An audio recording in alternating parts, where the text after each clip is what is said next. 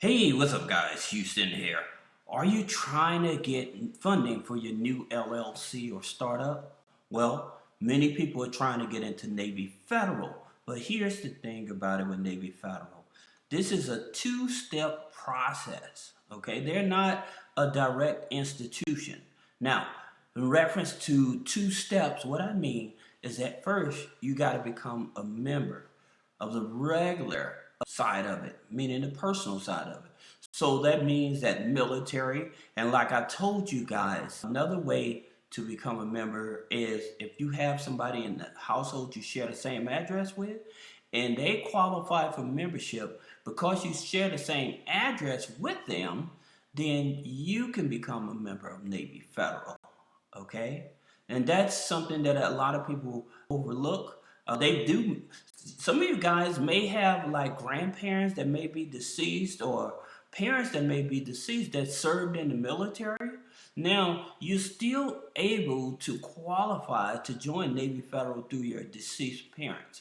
Now, you may need to use a DD 214 form just to show that they had been in the military or whatever.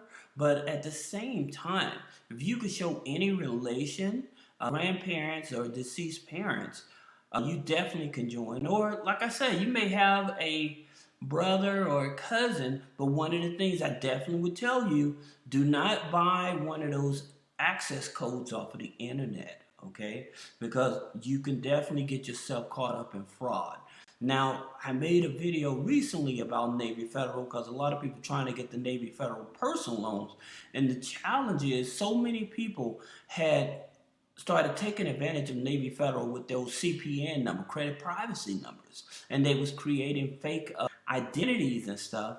And because Navy Federal does not ask for paperwork to show proof of like income and stuff like that, people were getting money. And once they get the money, they will liquidate their credit cards and don't pay their loans back and stuff like that. So Navy Federal has been cracking down on this, all right? But that's the first step. Now, here's the second step. Since you're going for like business credit cards, business funding, the second step of this is building up your internal score because you're going to need two scores in order to get access to the business funding with Navy Federal. That's the reason I mean about like it becomes more challenging. So in terms of the internal score, many of you that have been following me, and I appreciate it, salute. I continue to say that internal score is only good for credit cards, right? So the internal score with Navy Federal is from 100 up to 450. Now, in terms of the easiest way to build that internal score, if you're able to do direct deposit, that's one of the key things in terms of building a strong relationship with Navy Federal. Because again, like I told you guys, people with low 500 scores have been able to get like $25,000 credit cards, right? It's because of relationship. They're having direct deposit. They're having savings accounts, right? That flagship checking account is very key. You may want to open up a money market account. Then also, if you have bad credit, now here's the thing about it. If you have bad credit, then you definitely want to get that N rewards card as well as the pledge loan. Now, I will tell you guys in reference to the pledge loans, you do not need multiple pledge loans, okay? That's not going to influence Navy Federal to give you a personal loan. Okay, so just keep that in mind. A pledge loan does not influence them to give you a personal loan. However, having multiple accounts with Navy Federal and having direct deposit, that's what helps you get those loans. Now, in reference to those loans, I want to digress on the personal loans like I made it in the past video, and I put a link below. One of the key elements is when you're trying to go after their personal loans, to think about it, you should have as many of your open revolving accounts, have them paid down to zero. Now, don't close them out, just have them paid down to zero, okay? Because they really are sticklers on DTI, especially when it comes to personal loans. That being said, going back to that second step, now you have the internal score. The next thing that you want to do is with Navy Federal, you have to put in the application. Now you have to put in another application. Now here's the interesting thing about it. On the personal side, with credit cards and loan, they'll pull trends 9, okay? But on the business side, they're going to pull Experian, okay? Now here's the twist to this, because several people have talked to Navy Federal, and they said that they will do both a hard pull on the personal and business, but that's not true. That's not true. They're only going to do a hard pull on the Experian FICO 9. But here's another twist to that as well, because someone on the inside, they said that they're pulling Experian FICO 3. For many of you all may not know that Experian FICO 3 is a mortgage score. That's right, it's a mortgage score. So why would they switch from Experian FICO 9 to Mortgage 3 when it comes to business? I have no idea. But that's exactly what someone stated their customer service rep had told them. Now, could they be wrong? Not saying. Now, another thing that they said in reference to the minimum credit score to get a business credit card with a Navy Federal, they were saying you need about a 690. Now, for sure, I know that's not true. But one of the challenging things about Navy Federal is not only that they may take up to 3 to 4 weeks to open up the account, but another thing that they're going to be checking on is the type of business you have. That's right. The type of business you have really makes a difference.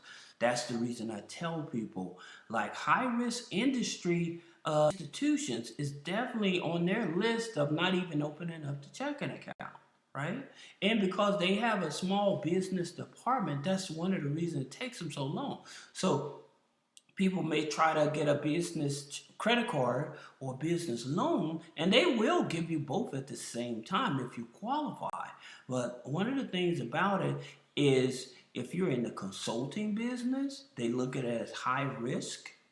If you are saying that you're in the real estate business, if you're going to be doing any type of investment business, if you're going to be doing any type of restaurant or food truck, those are high-risk industries, okay? Now, here's something that for those of you that may be looking to open up a restaurant or food truck, you don't want to tell them that you're in that type of industry. What you want to tell them, you're in the food industry.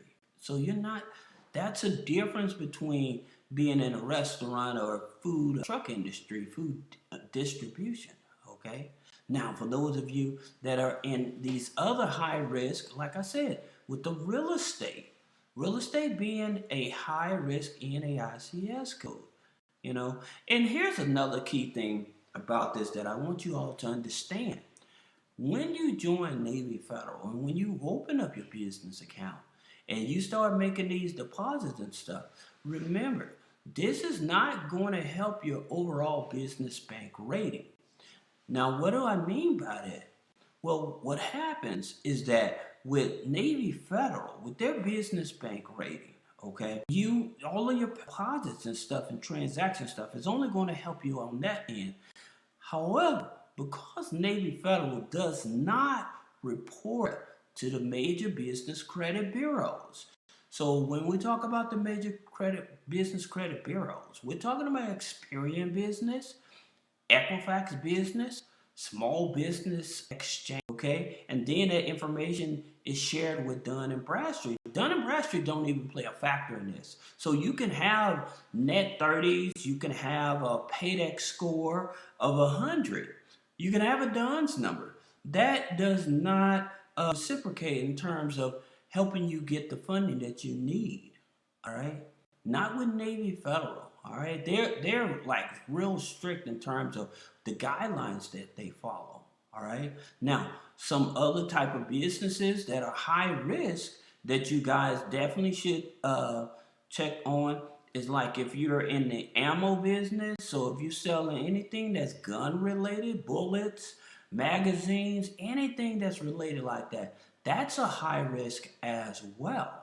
Okay, if you're in the cannabis business, All right, CBD oil business, they won't open up your account.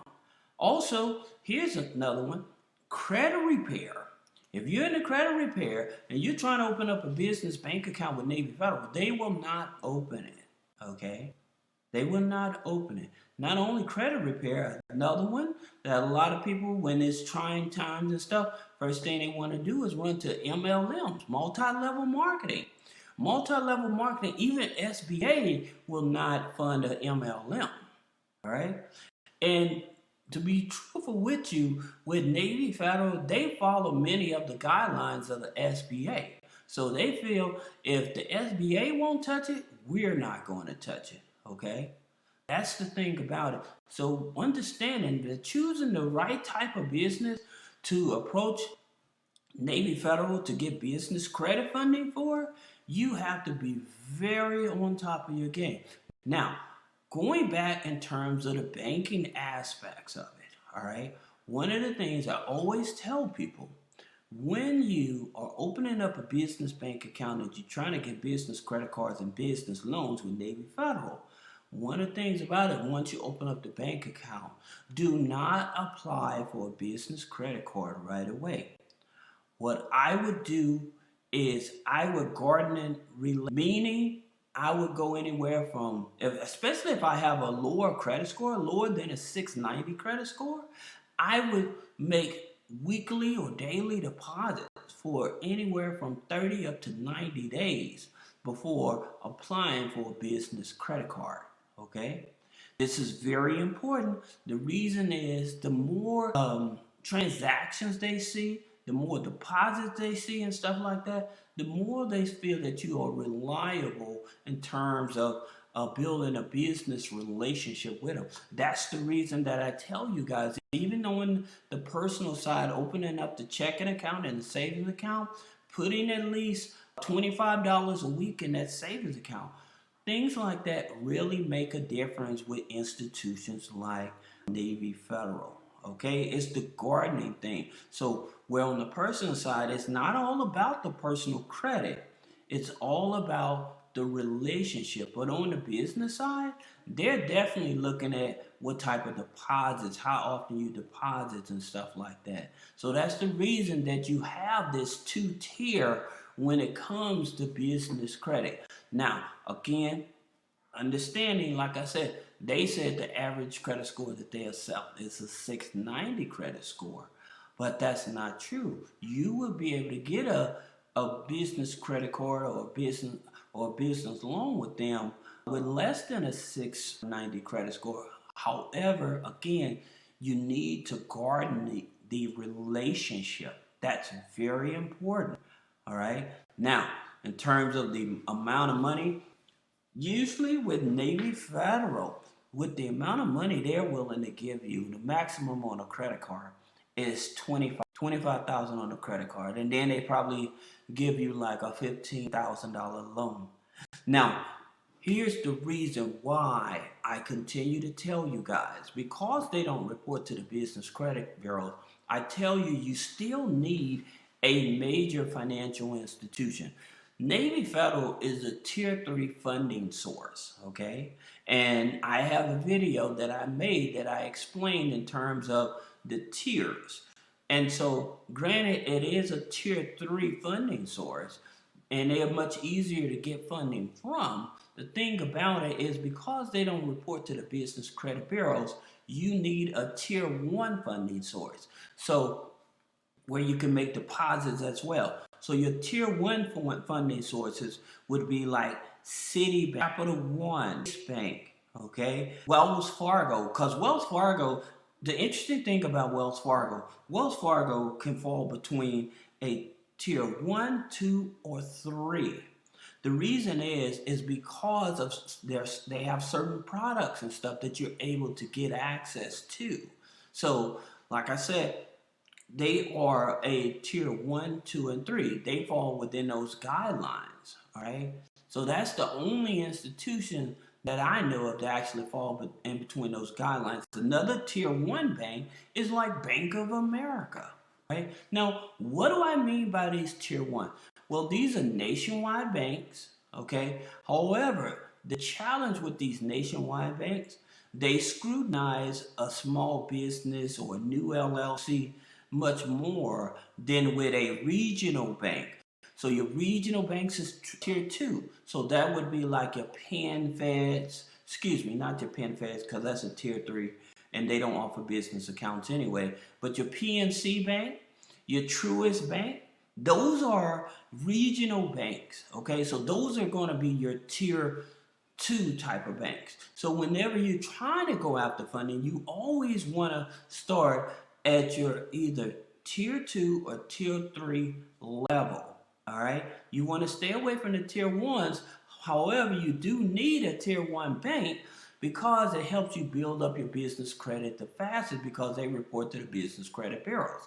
As I was saying, with Citibank, Chase, Capital One, all right, they report to Small Business Financial Exchange, Experian, Equifax Business, and then that information is shared with Dun and Bradstreet. Okay, a lot of people get it confused, thinking that Dun and Bradstreet will help me having a high paydex score with Dun and Bradstreet would help you get funding. No, no. 90% of the banks, they more or less rely on you having at least a 660 or higher credit score. And in terms of if you have an active business, what is your business scoring rate? Okay. That's the reason, like your business bank rating, that's the reason the weekly and daily deposits is so important. All right. But if you an LLC, following these guidelines, you shouldn't have a challenge with being able to getting access to funding through Navy Federal. Just keep in mind, your banking transactions will not help you build up your business bank rating across the board with other major financial institutions like your tier one banks. All right. Now, if you have any other questions about business credit funding, personal credit funding, then click the link in the description. Schedule one-on-one consultation.